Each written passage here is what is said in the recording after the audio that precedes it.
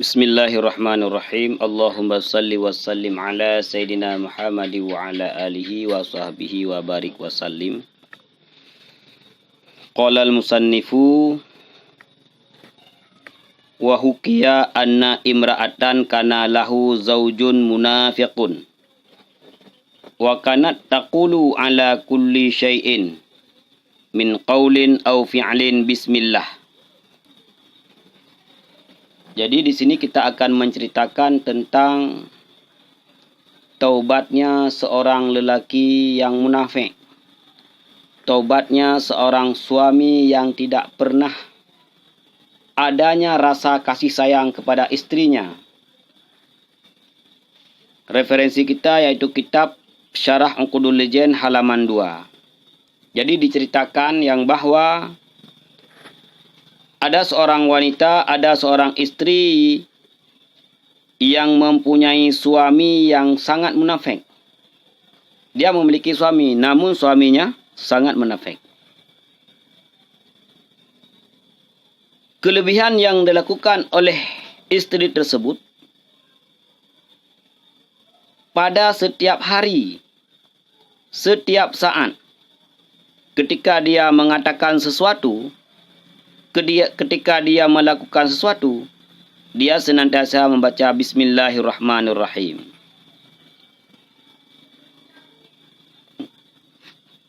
Ketika dia ingin mengatakan sesuatu, Bismillahirrahmanirrahim, baru dia katakan. Ketika dia ingin melakukan sesuatu, ingin memegang, mengangkat, sebelum dia angkat Bismillahirrahmanirrahim.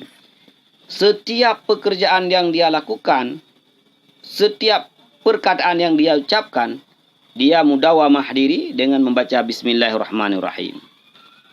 Sehingga pada suatu saat, faqala zawjuha la af'alanna ma akhbalaha bihi. Suaminya ingin merencanakan untuk membuat istrinya malu. Mungkin karena melihat istrinya senantiasa membaca Bismillahirrahmanirrahim, si suami merasa risih karena dia adalah lelaki yang munafik.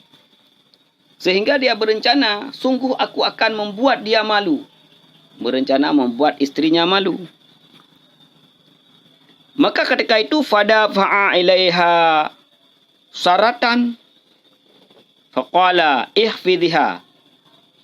Kemudian si suaminya mengambil dompetnya, baik dompet tersebut berisi uang adapun bukan, dia kasihlah kepada istrinya. Sambil berwasiat kepada istrinya itu, simpanlah dompet ini.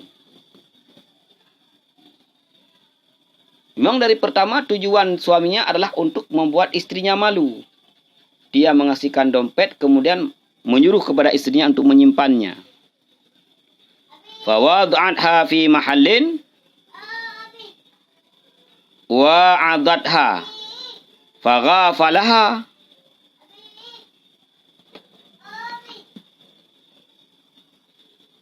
Kemudian perempuan tersebut, istrinya itu, dompet yang dikasih oleh suaminya dia letakkan pada suatu tempat. Kemudian dia tutup tempat tersebut. Sehingga lupa wanita tersebut, istri tersebut, di mana diletakkannya ataupun tidak teringat tentang dompet tersebut.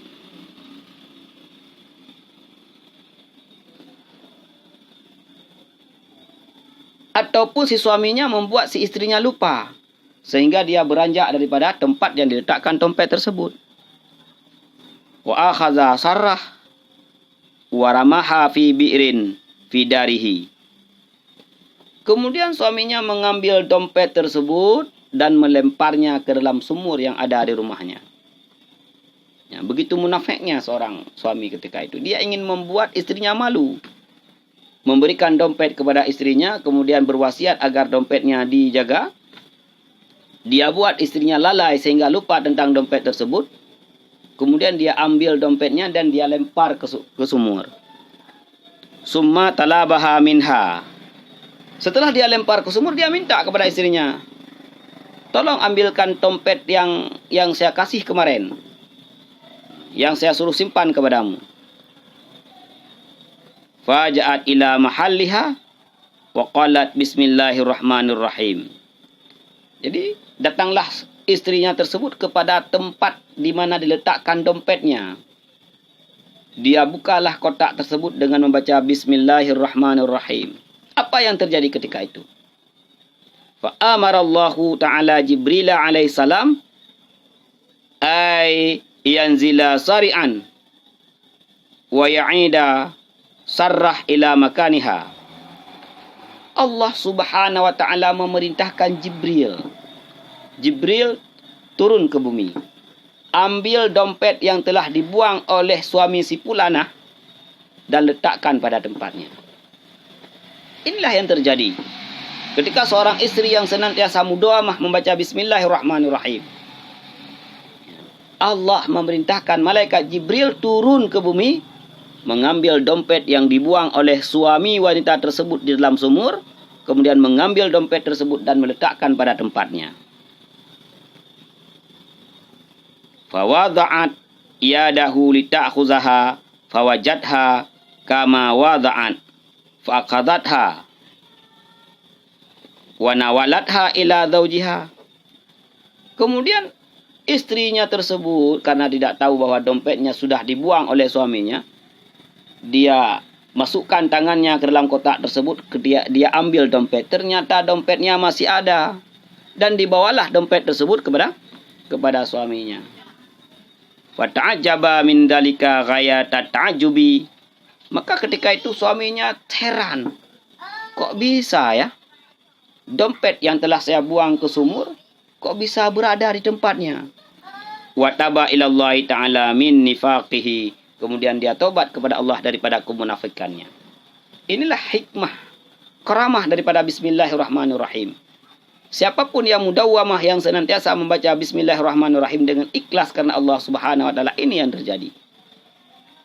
Maka nasihat saya kepada para istri-istri yang suaminya jelek kelakuannya, yang suaminya munafik, yang suaminya jahat, maka senantiasalah membaca bismillahirrahmanirrahim. Sungguh insyaAllah pertolongan Allah akan segera datang kepadamu. InsyaAllah ta'ala.